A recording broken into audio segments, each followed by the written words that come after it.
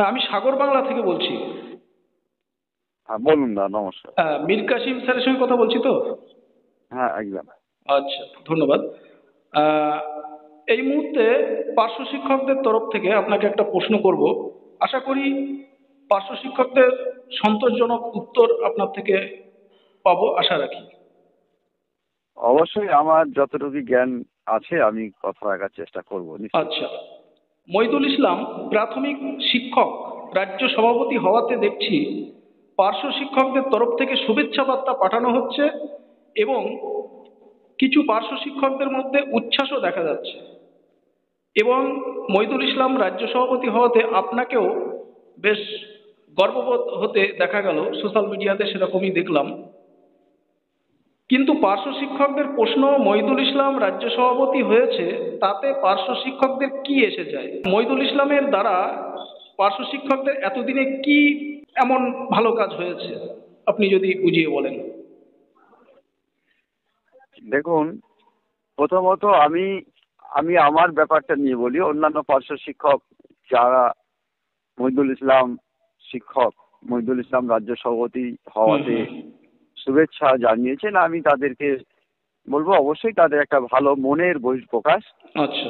ঘটেছে। আমি ব্যক্তিগতভাবে বলতে পারি, একদম ব্যক্তিগত স্তরে বলতে পারি, 2024 সালে আদর্শ শিক্ষক মহিদুল ইসলামই আমাকে বিকাশ ভবনে নিয়ে গিয়ে রাজ্য কমিটিতে মনোনয়ন করিয়েছিলেন পার্শ্ব আচ্ছা। শিক্ষক উন্নয়নের জন্য।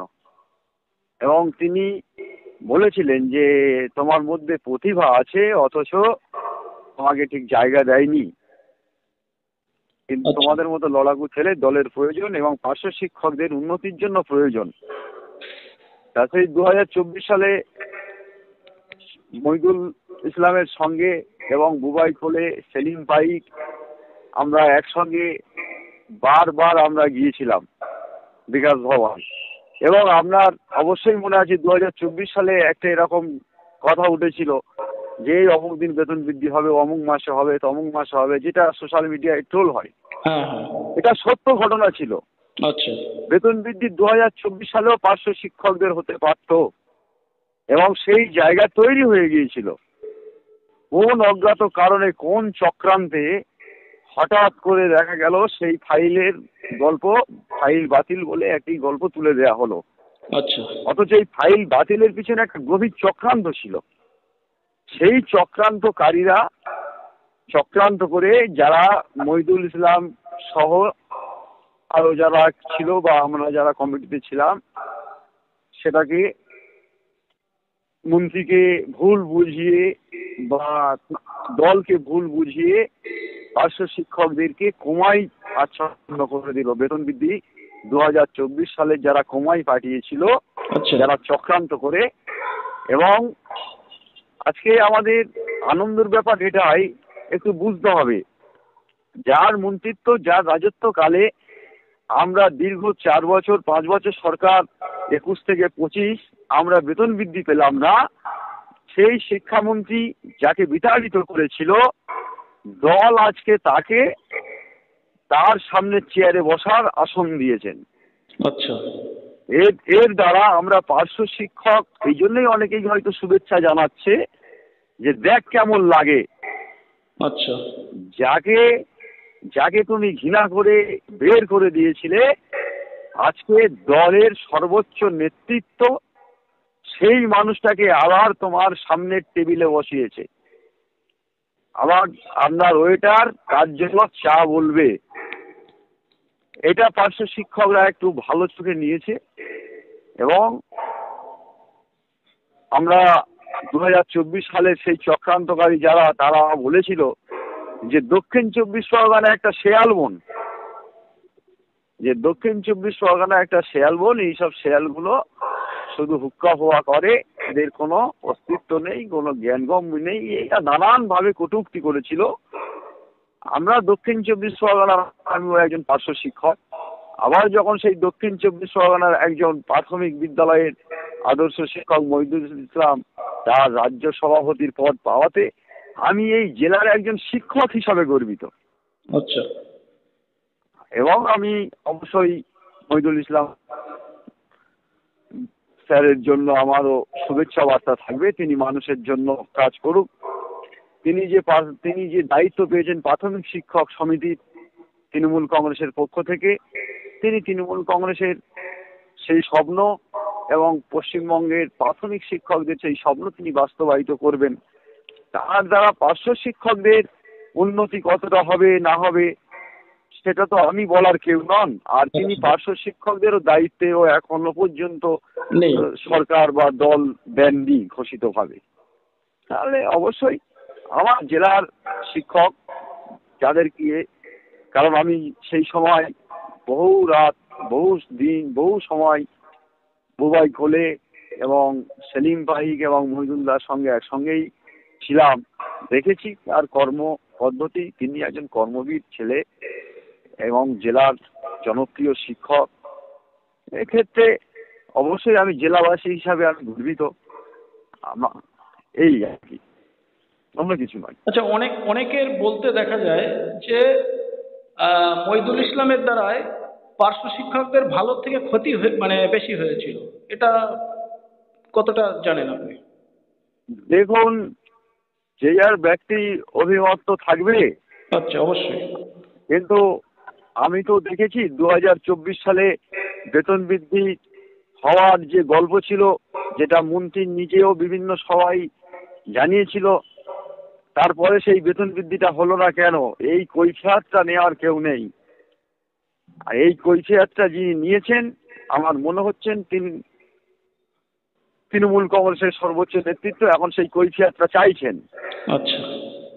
আর তাই হয়তো আবার এই পুনরুদ্ধার হচ্ছে। আগামী দিনে দেখা যাবে হয়তো আরো কিছু মিরাক্কেল ঘটবে। আমরা আমরা তো তখনই বার হয়ে এলাম যে একজন অপদার্থ রাজ্য সভাপতি 2018 সাল থেকে 2024 সাল পর্যন্ত 4 পয়সা বেতন বাড়াতে পারেনি।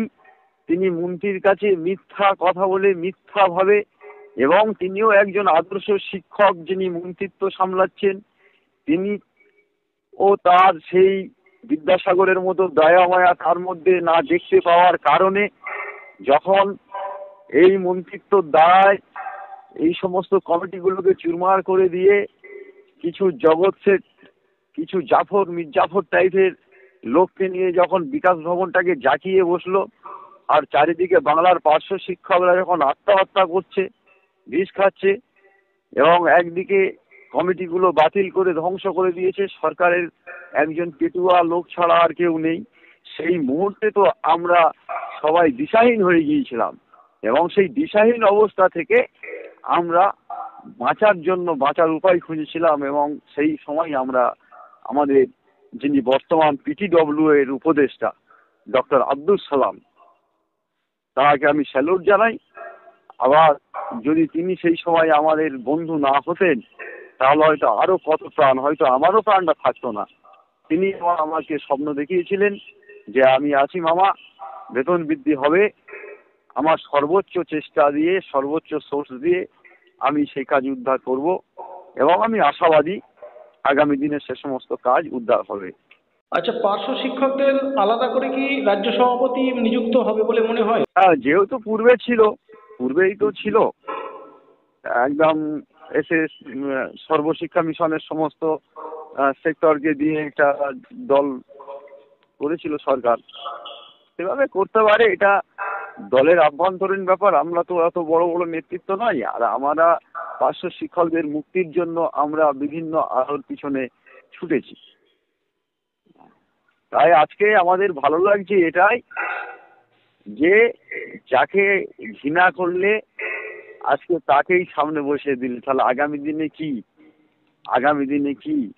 দিনে আমার মনে হয় গানটা মনে মনে উনি গাইছেন, আমার দিন ফুরালো, রবীন্দ্রনাথের সেই কোটেশন, দিন ফুরিয়ে আসছে। কারোর যখন দিন ফুরিয়ে আসছে তাহলে আবার কারোর জন্য দিন শুরু হবে, এটা অবশ্যই আমি আশাবাদী। আচ্ছা, বেতন বৃদ্ধির লাস্ট কোনো খবর আছে কি এখন এই মুহূর্তে, অথেন্টিক কোনো খবর? দেখুন, ছুটির পর যখন অফিস খোলার পরে আমাদের স্যার একটা বার্তা দিয়েছিলেন এবং আমরা আশাবাদী তিনি আবারও তার সেই নির্দিষ্ট সময়ে তিনি একদম পরিষ্কার বলবেন। যাক, আর নেওয়া যাচ্ছে না, মানে এই যে প্রতি একদিন দুদিন অন্তর অন্তর পার্শ্ব শিক্ষকদের মৃত্যুর খবর আসছে, সত্যি খুবই কষ্টের। দেখুন, অত্যন্ত বেদনাদায়ক। আমি যখন এই ছবিগুলো দেখি বাকরুদ্ধ হয়ে যাই। আমার মনে মনে হয় কোনোদিন হয়তো এরকম আমার ছবিটা সবাই দেখবে। এই এই যখন পার্শ্ব শিক্ষকদের কোনো এরকম করুণ কাহিনী আমার চোখের সামনে আসে, অনেক সময় স্থায়ী শিক্ষকদের সম্মুখে আমি অনেকটা হতাশ হয়ে যাই। শুধু আমার জন্যই নয়, হ্যাঁ, আমাদের যে আমার স্কুলের যারা কিছু 2017 শিক্ষক আছে, খুব একবার চিরতরুণ শিক্ষক, প্রাণবন্ত শিক্ষক, সেই দুজন শিক্ষক ছোট ভাইয়ের মতো। তারা বলে, দাদা ফোনটা যখন কোনো পিটি, মানে আমার ফোনের উপরে প্রথমেই লেখা থাকে পিটি, তারপরে তার রেজিস্ট্রেশন থাকে দাদা ভাই বলে লেখা থাকে। তা বলে এই পিটি ফোন এলেই তারপরেই দাদা অন্যরকম হয়ে যায়, এই ফোনটা সর্বনাশ। এইভাবে চলে দিন আর কি। খুবই ঠিক আছে দাদা, কষ্টের মধ্যে প্রত্যেককেই আছি। তবুও বলবো যে প্রাণ দিয়ে পালিয়ে গেলে হবে না। অবশ্যই আমাদের দাবির জন্য আমাদের সোচ্চার থাকতেই হবে এবং অবশ্যই আমরা আমাদের দাবি পূরণ হবেই, এটা আমার। ঠিক আছে দাদা, আর বিলম্ব করবো না। পার্শ্ব শিক্ষকরা যে আশা করছেন মহিদুল ইসলামের দ্বারায় ভালো কিছু হোক, এটাই আশা করি, এটাই আশা রাখি। ধন্যবাদ, রাখলাম। ঠিক আছে দাদা, ভালো থাকবে।